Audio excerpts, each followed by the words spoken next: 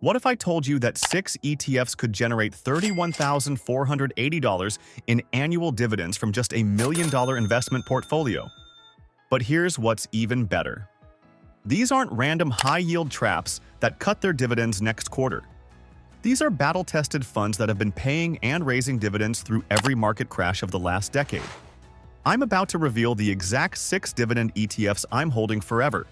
Not because some guru told me to, not because they're trending on Reddit, but because the math is undeniable. Take Harry, for example. He started with $250,000 in dividend ETFs 5 years ago. Today, his portfolio generates $11,875 annually, without adding another penny. And that dividend income? It's growing 7.8% per year on average. At that rate, his income doubles every 9 years. Before we dive in, remember this is educational content about my personal strategy. Every investment carries risk, and dividends can be cut. Always do your own research and consider consulting a financial advisor for personalized advice. Here's exactly what you're discovering today. 2 Vanguard funds delivering surprising total returns. The Schwab Dividend machine yielding 3.76% that nobody talks about. Why combining growth and yield creates unstoppable compound interest. And the exact percentage allocation that maximizes both income and growth. Most investors approach dividends completely wrong. They see a stock yielding 8% and think they've found gold. 6 months later, the dividend gets cut. The stock crashes 40%. They're left holding the bag. Or they go the opposite direction. They buy the S&P 500 and ignore dividends completely, missing out on thousands in quarterly income. The sweet spot isn't either extreme. It's carefully selected ETFs that balance 3 critical factors. First, sustainable yield that actually gets paid. Second, dividend growth that outpaces inflation. Third, diversification across hundreds of quality companies. The 6 ETFs I'm revealing hit all 3 marks. But more importantly, they work together, creating multiple passive income streams that compound over time. Harry learned this the expensive way. He started picking individual dividend stocks, AT&T, Ford, GE. All the safe blue chips. Then, 2020 happened. Ford suspended its dividend. GE had already cut theirs by 92%. His income strategy collapsed overnight. That's when he switched to ETFs. And everything changed. Let's start with Vanguard's VIG, the Vanguard Dividend Appreciation ETF.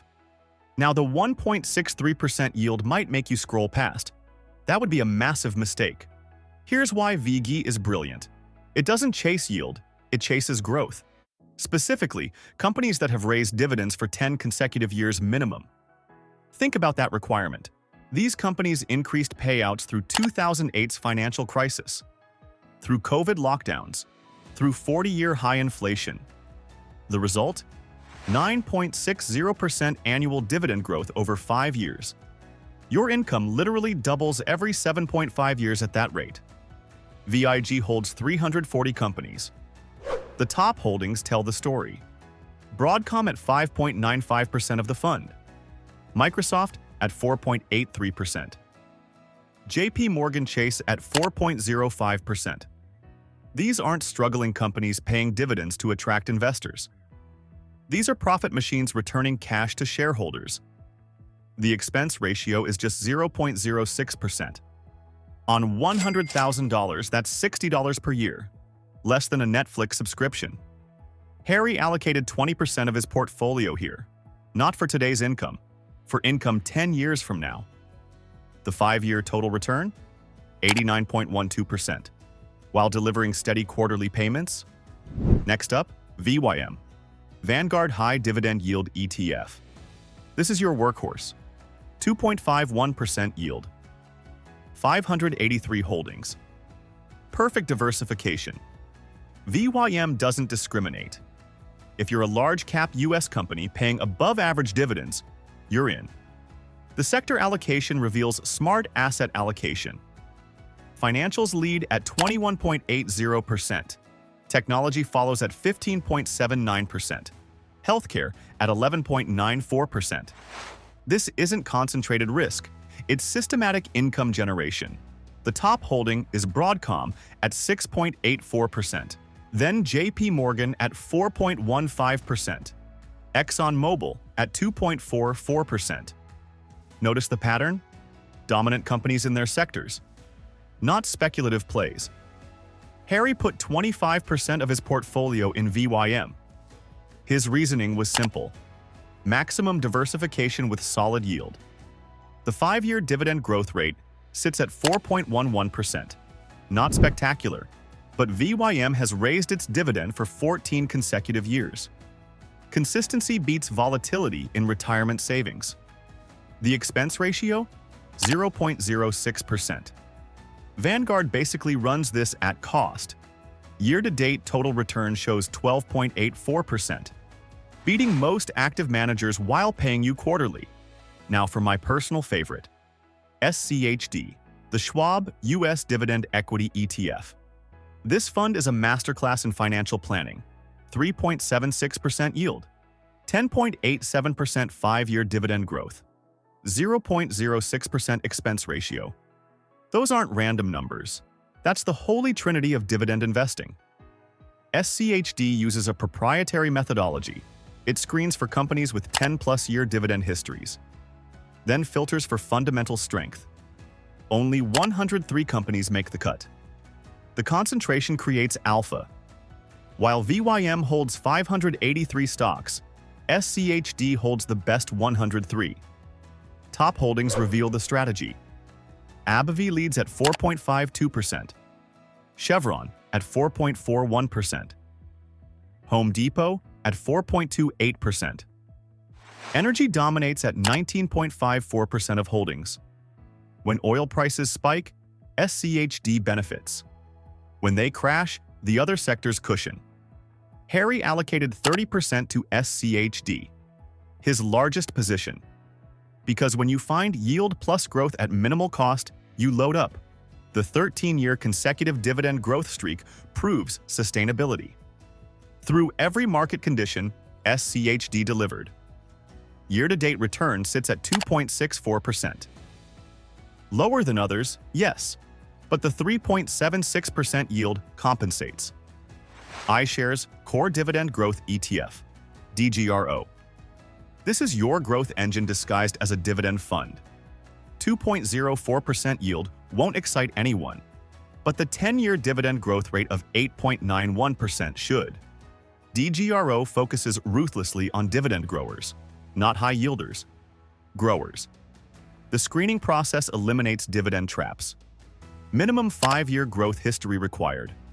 Positive earnings forecast mandatory. Sustainable payout ratios essential. 405 holdings provide broad exposure, but each one meets strict quality criteria.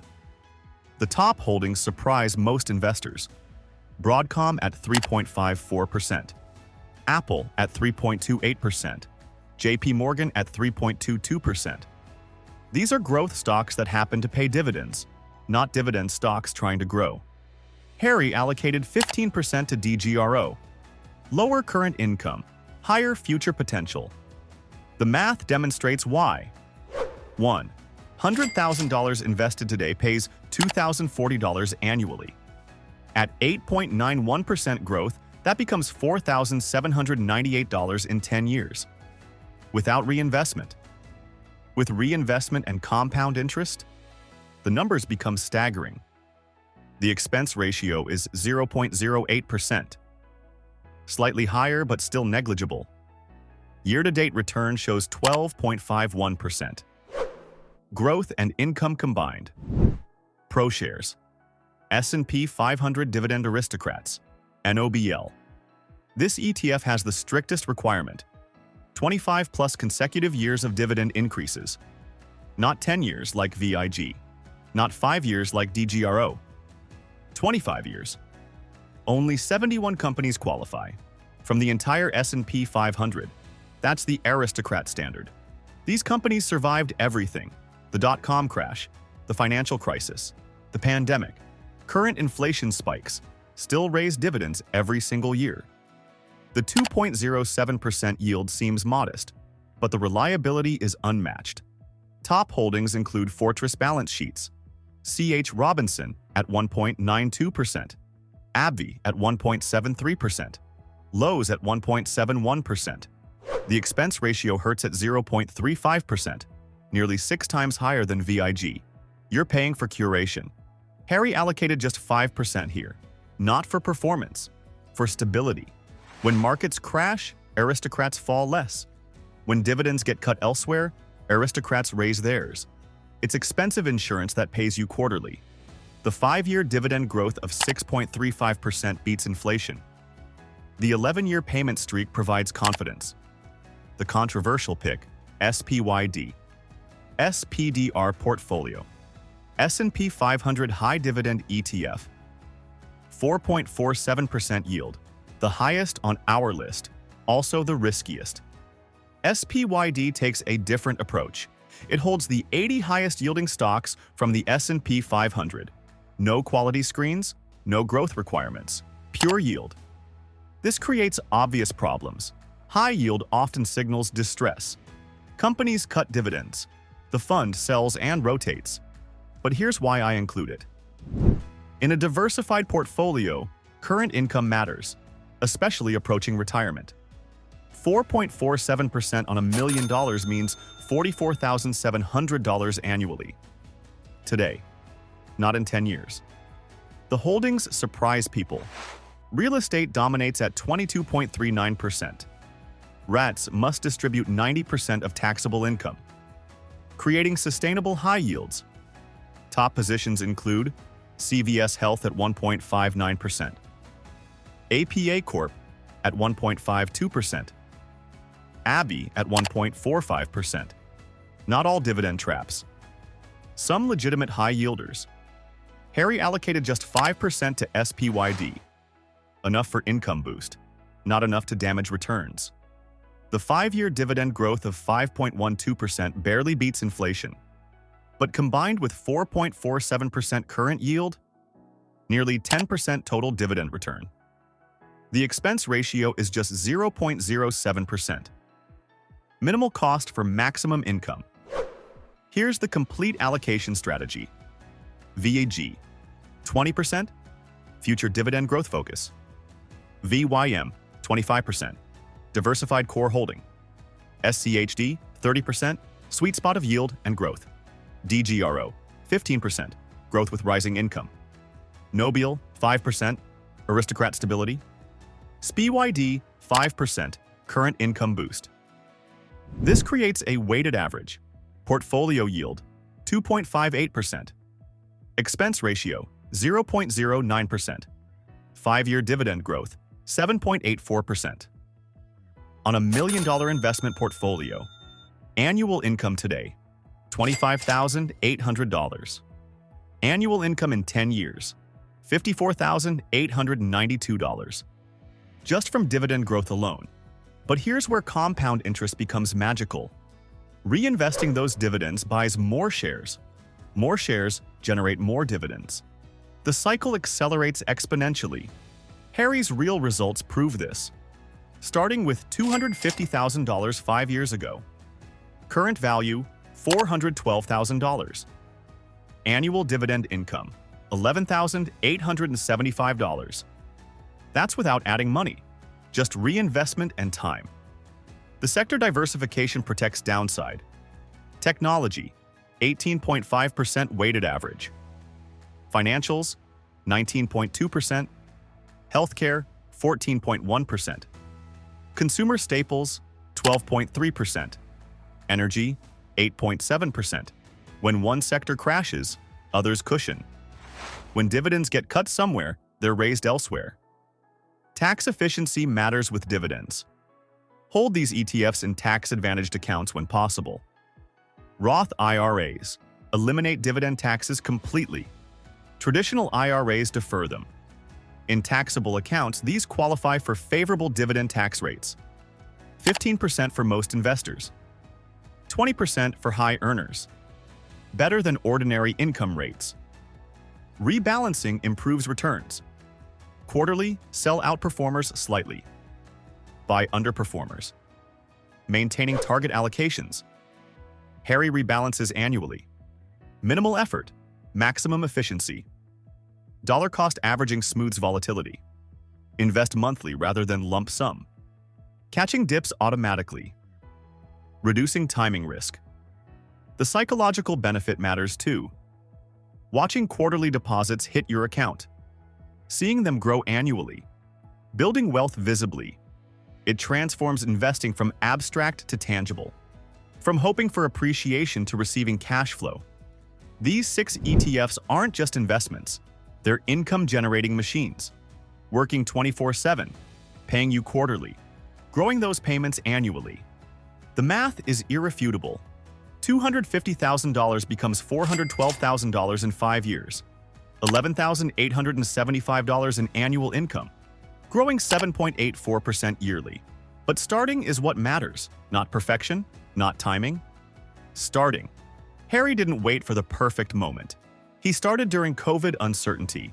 Now his dividends cover his mortgage payment. The wealthy don't trade time for money forever. They build systems that generate passive income streams. These 6 ETFs are that system. The market will crash again. Guaranteed. These ETFs will fall too, but they'll keep paying dividends, and you'll be buying more shares at lower prices. That's not investing. That's building permanent wealth architecture. The only question, will you start building yours today? Or wait another year wondering what if?